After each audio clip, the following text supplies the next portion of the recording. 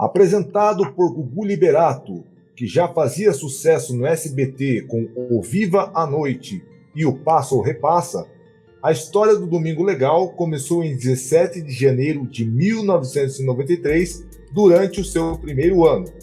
De 1994 a 1997, o Domingo Legal foi exibido do meio-dia às 16 horas, com a duração de 4 horas.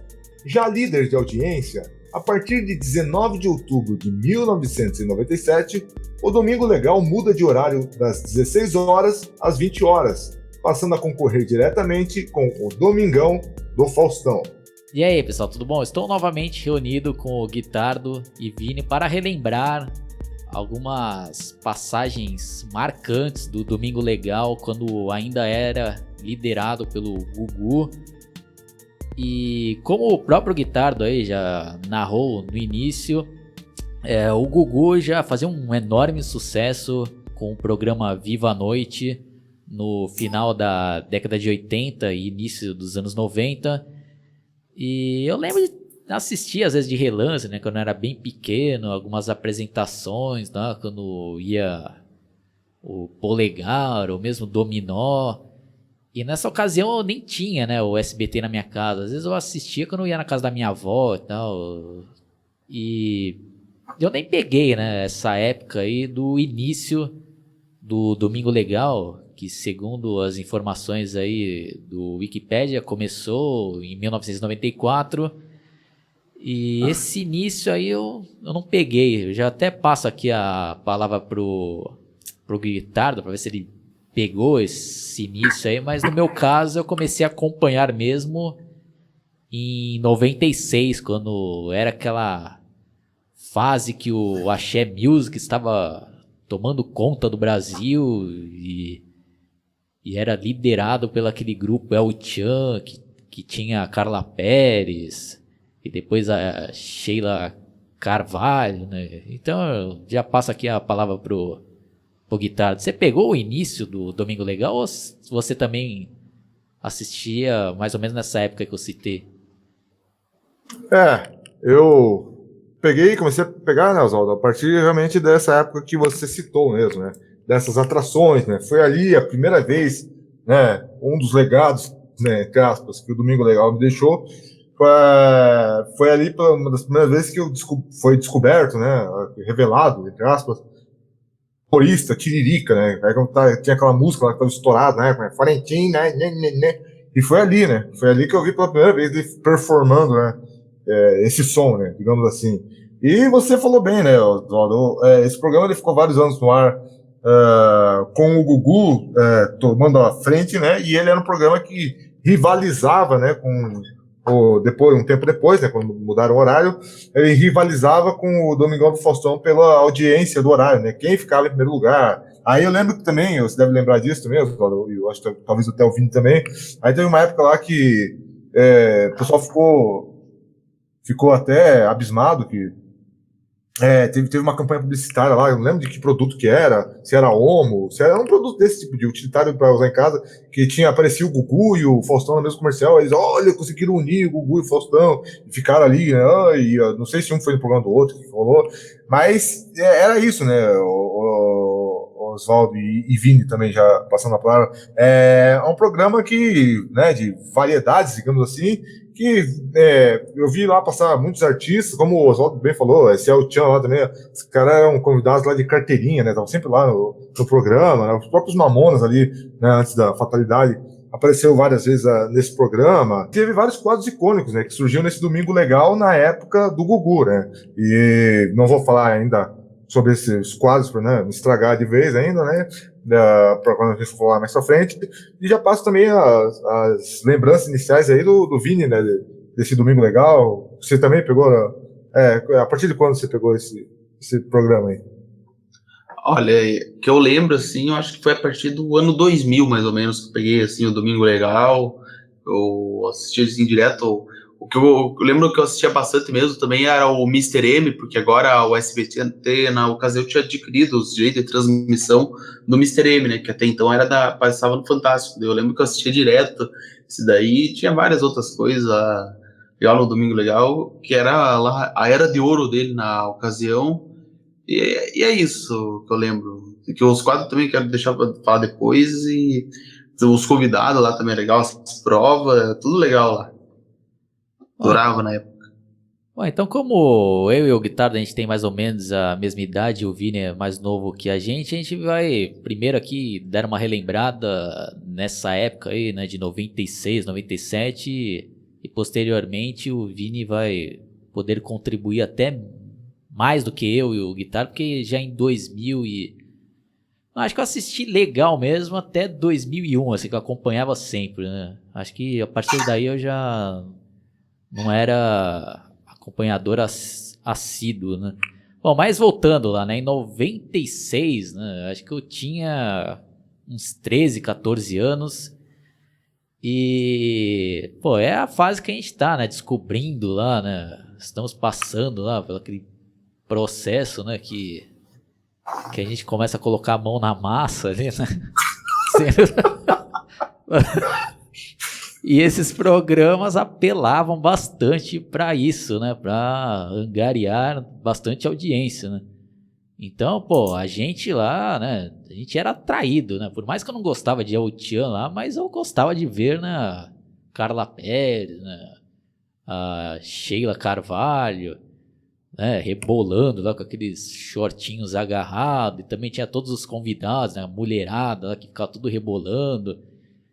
E não tem como não citar aqui, né, aquela banheira do Gugu, né, que foi uma arma forte contra o Domingão do Faustão, né, tanto que a própria Rede Globo, lá, o Domingão do Faustão, teve que usar lá, né, dizem as más línguas que foram eles, né, começaram a tentar denunciar lá para, né, tirar do ar essa banheira do Gugu. Porque, porra, né, o Guitardo, a gente que tava nessa época aí, né, dos trabalhos, né, de fazer justiça com a própria mão, né, era um programa que, pô, chamava a nossa atenção, né, aquela banheira do Gugu, né, com a mulherada tudo de fio dental, né, dançando, rebolando, e depois aquela disputa, né, entre o time feminino e o masculino, né, dentro da banheira, naquele agarra-agarra, e a gente ficava, né, torcendo para cair a parte de cima do biquíni, né, pra gente ver, e contextualizando, né, como eu sempre gosto de fazer, né, o mundo era outro, né, não tinha internet, a gente não tinha fácil acesso, como é hoje em dia, a material pornográfico, por exemplo, né? Pra gente conseguir um filme pornô, a gente tinha que fazer, né, um esquema quase que de guerra lá, né? Pra tentar alugar um filme, pegar, né, de alguém lá, né, dos nossos pais, né, de alguém que tinha lá. Mas isso daí é um assunto para uma outra oportunidade. Então, né, pô, quando a gente via isso na TV lá aberta, nossa, a gente já ficava, né, imaginando aquelas cenas para depois, né? Não precisa nem falar o que a gente fazia depois, né, Guitarra? Então... Sim, e lembrando também, essa foi justamente a fase, né, com os 13 anos que eu aprendi, né, quem vai ver isso hoje, né, que as pessoas hoje convivem com outras tecnologias, né, usando celular, tablet, Blu-ray, né, mesmo Blu-ray, que se usa hoje em consoles e até em aparelhos de Blu-ray, é uma tecnologia diferente do que a gente usava na época. E, então talvez não entenda muito, mas foi quando eu aprendi, né, só pessoas assim, da minha geração, do Oswaldo, e quem pegou a época do videocassete vai ouvir isso que eu vou falar e falar, nossa, que ridículo, um bagulho tão fácil, o cara mosqueando lá, né? Só quando eu tive 13 anos que eu aprendi, né? Como que dá um hack e um play, né? Tipo, pra gravar um videocassete. E era isso, né, Oswaldo? Chegava esses momentos aí, a gente queria ir a fora. Né? E gravar. Eu lembro que eu copiava umas fitas lá. E foi aí que foi surgindo, né? Aquelas celebridades, que muitas delas foram até depois participar daqueles programas lá posteriores do Silvio Santos, tipo Caso dos Artistas, né? Que foi ali que a gente descobriu lá, muitas capas da Playboy também iam participar dessa banheira do Gugu, então era uma ajuda mútua, né? O Playboy ficava feliz que estava sendo divulgado na TV lá, e o SBT também, né, aproveitava lá e conseguia audiência por causa da musa da Playboy lá. Então tinha Mary Alexandre lá que foi lá, teve Luiz Ambiel, pô, tem umas outras aí que eu não vou lembrar o nome agora, mas teve umas classiconas aí, né?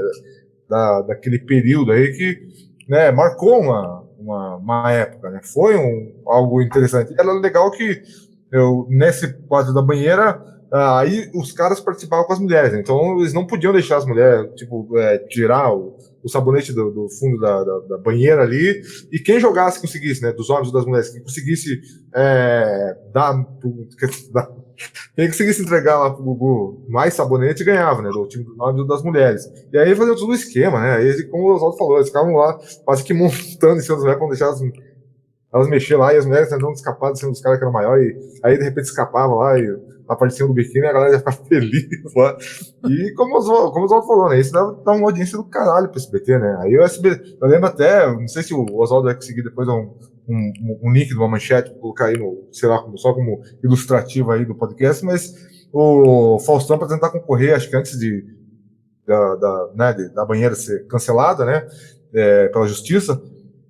O Faustão, tava concorrendo no desespero, ele foi criticado pra caramba, porque ele fez um quadro lá, não sei se o Gugu, não sei se o Oswaldo vai lembrar, que ele tentou fazer um quadro lá de umas mulheres servindo sushi em cima de umas mulheres peladas também. Putz, bem lembrado, bem lembrado.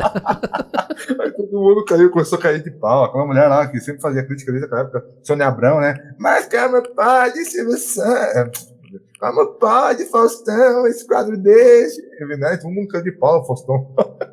E o SBT mandando ver lá na banheira, e apesar da banheira também receber críticas, né, mas estava lá sempre uma audiência que era sempre um horário específico, né, os Oswaldo, os caras sabiam, esse horário aqui, acho que vai acontecer alguma coisa na Globo, os caras estavam naquele horário ali, para todo mundo sair da Globo e ficar vendo, né, e era um quadro épico, né, é um quadro aí que, né, apesar dos pesares, né, de ter sido depois, a gente fala melhor aí sobre isso, acho que lá no final de 99, eu acho, no começo de 2000, aí cancelaram o quadro e foi aí que o Oswaldo e eu deixamos de ver. Nossa, tô brincando. Aí cancelaram o quadro, né? E aí eles tiveram que partir para outros quadros para dar audiência, né? Como aquele T. Rodolfo e outros aí que a gente vai comentar mais à frente também, né? Não, e isso é uma história engraçada. Eu lembro que às vezes domingo eu ia passar assim, né, na casa da minha avó. Aí, puta, eu não queria perder, né? Domingo Legal. Eu colocava lá. Aí quando começava, né, essa banheira do Gugu lá e tal, né? Tinha toda aquela. Era uma enrolação do caraco também, né? O cara, agora o grupo é o Tchan. Aí ficava lá, né? Tocando lá, né? Dança na garrafa, sei lá, segura o Tchan, amar o Tchan. Puta, tem uma mulherada toda lá, né? De fio dental dançando. E os cameramen dando os close assim, né, mano? E eu lembro que a minha avó até falou, que pouca vergonha isso.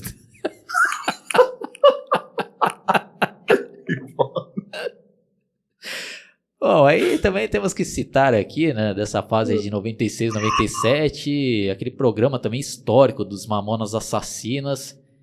E eles foram lá, né, pra fazer uma participação, né, de um quadro, ia lá, né, divulgar, né, ia cantar umas 2 músicas e a audiência explodiu lá, né, no SBT. A gente ficou sabendo disso depois só, né.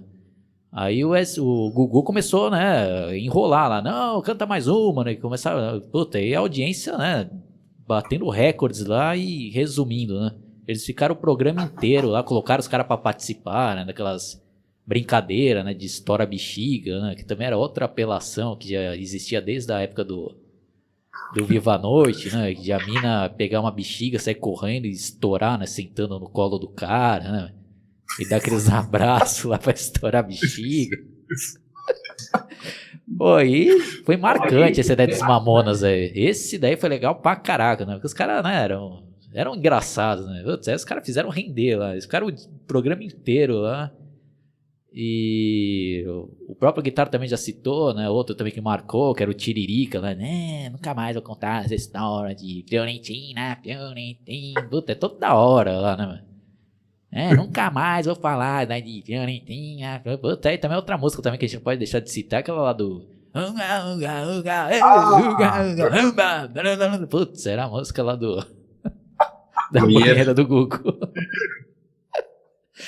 Aí, em 98, o Domingo Legal contratou também o ET e o Rodolfo, que eram as sensações, né, da época lá, do programa do Ratinho, que era da Record, se eu não me engano.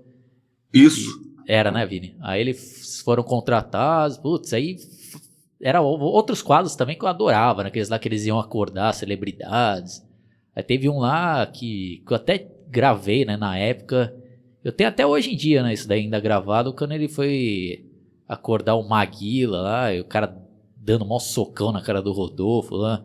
E nessa época eu ainda tinha a ilusão, né, que esses quadros não eram combinados, né. Putz, aí depois, né, com o passar do tempo, a gente foi descobrindo, né, que a maioria dessas coisas é tudo combinado. Aí isso daí dá até uma tristeza, né. Mas a gente ainda vai chegar, né, no final trágico lá do Gugu, no Domingo Legal, com uma armação lá, né, que foi vergonhosa, né? Mas ainda focando aí, né, na época de ouro aqui.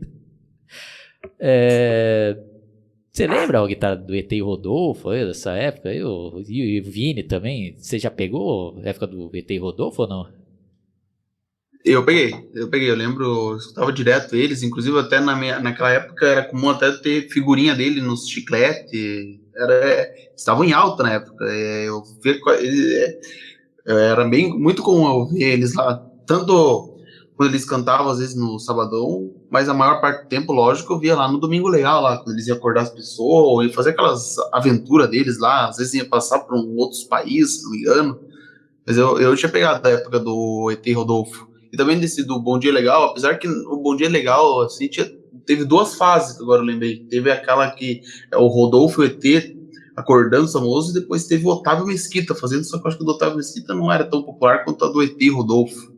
Mas marcou a época, né? Esse foi um dos quadros também que rendeu bastante, né? E outro quadro que eu gostaria da gente comentar também, talvez o Oswaldo queria comentar ainda um pouco mais do ET Rodolfo, mas que também acho que não podemos esquecer de dar uma comentada, né? Que eu acho que o Vini talvez também tenha pego alguma coisa, que era aquela época, né? Que tinha o táxi do Gugu, que o Gugu ficava se disfarçando aí. Puta, esse era marcante isso daí. Vocês lembram? Lembro, pode falar mais. Não, o Gugu, nessa daí eu tenho que tirar o chapéu, que ele mandava bem pra caramba, né? Nas interpretações, né? E tinha aquela música lá, né? Quando ele ia se transformar. Eu não lembro direito, assim. Isso aqui era uma música mal marcante lá, né, tipo instrumental lá. E, pô, tinha vários lá, né? Uns lá que ele ia buscar, né, a pessoa, né? Ele todo fantasiado de velhinho, né? E às vezes colocava a cobra atrás lá, né? Aí saía a cobra, né? O cara fazia papel lá de cara chatão, né? Várias confusões. E eu lembro que teve uma que também foi marcante, que ele levou um menininho lá, né? Que isso daí já teoricamente tinha sido combinado com os pais, né? Ia levar um menino não sei aonde. Aí no meio do caminho ele para e dá carona pro Chaves, né? E outros, logicamente sendo interpretado por outros atores lá, né? E acho que era até o Gugu, acho que ele tava até fantasiado de ser o Barriga, né? Nesse daí, puta, deu o que falar também, esse daí. Bom, são muitas coisas, né? Se a gente fosse, né, lembrar tintim por tintim aqui, ia ficar 100 horas, né? 2 dias falando aqui, né? Então a gente tem que dar uma passada meio rápida, né, em alguns quadros. E outro que, pô, esse daí eu não gostava tanto, assim, porque às vezes enrolava pra caraco, né? Que era aquele Gugu na minha casa, né? Quando ia na casa de famosos, assim, ainda era legal, né? Porque aí fazia aquelas brincadeiras lá. Tem não sei o que, né? O cara, não, agora que eu lembrei, ele ia lá na cozinha, vou procurar um produto aqui. Aí ficava procurando, não achei. Você tem, né, um consolo. tô zoando aqui, né, pessoal? O cara, você tem, né, uma gelatina, o cara, tenho, então 10 segundos, aí, o cara ia lá, pegava, tem, ganhou R$100. Ficava com sino tocando, né, até a pessoa achar, né. Aí tinha uns lá que às vezes ele ia acho que era um outro quadro, né, que muitos até hoje copiam, né, que ele vai na casa de alguém, acho que ele recebe a carta, né, de algum telespectador, né, contando história triste, aí o cara vai lá na casa da pessoa, você vai ganhar não sei o que, né, vamos reformar sua casa, e a pessoa, aí fica contando a história, e fica chorando, né. Pô, tu achava um porre isso daí, ó, guitarra, o que você achava disso? Não, bem lembrado. Engraçado que é foda, né? Que a TV hoje, quando vai copiar, né? Que a gente pode, né, falar bem claramente que hoje em dia isso daí é copiado pelo Luciano Huck e também por aquele Rodrigo Faro também copiam. E, inclusive, né, antes de já dizer o que eu achava dessa parte desse quadro aí, inclusive o Rodrigo Faro, até aquela parte do Gugu se disfarçar lá de, né, como de velho e de colocar aquelas maquiagens demoradas. Até o Rodrigo Faro também nos últimos anos tem feito também no quadro dele, só que para fazer um quadro mais assistencialista, entre aspas, misturando um pouco esses dois quadros de carta com o quadro de se passar por outra pessoa. E eu também achava um pé no saco, né? Ela nunca casou. Sempre, cada vez é uma história diferente. Né? Eu lembro lá da casa lá de casamento, hein? O sonho dela é casar com véu e grinalda e um pinto na bunda dos outros. O sonho dela é casar de véu e grinalda na igreja, não sei o que lá. E ela nunca teve dinheiro pra festa de casamento, só tinha dinheiro pra, sei lá, comprar pinga, tá? Tô inventando, não tem condições, aí ficava e é outra enrolação, né? Aí aí eu voltava, no próximo bloco vamos ver aí como é que Dona Clotilde, sei lá o quê. Outra, mas a história é bem pentelhona, assim, né? Eu também não gostava, eu achava bem pé no saco essa encebação, e hoje em dia continua, né? Em outros programas tem essa mesma encheção de saco lá. Ela quer conhecer o artista fulano de tal, que é o sonho da vida dela, ela é apaixonada pelo artista tal, pelo Eduardo Costa, agora ela vai finalmente mostrar o cara, mas antes ela vai ter que passar por uma gincana aqui, fazendo papel de trouxa. Porra, não sei, você chegou a pegar essa época aí também, Vini, desses quadros aí de cartinha lá no Google ou não? Ó, peguei, mas eu lembro bem pouco desse daí.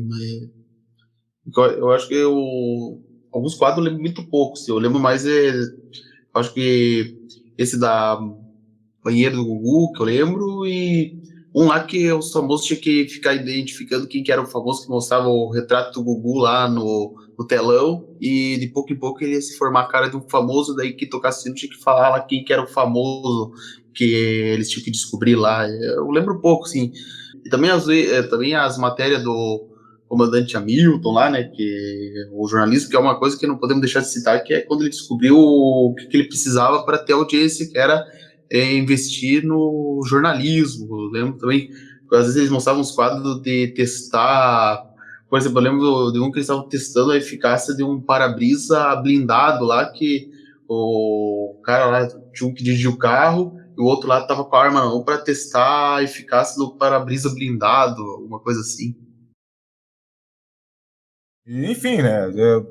Tive vários quadros, né? Que não vou começar falando dos quadros ainda para não chegar já abalando de vez, né? Mas teve vários quadros ali que iremos comentar aqui, que foram quadros icônicos, né? Desse programa do Domingão. Do Gugu. Putz, não. Deixa eu repetir aqui. Confundi aqui. Deixa eu dar uma. E se vai chorar, se vai se esconder, e se vacilar, como você vai resolver?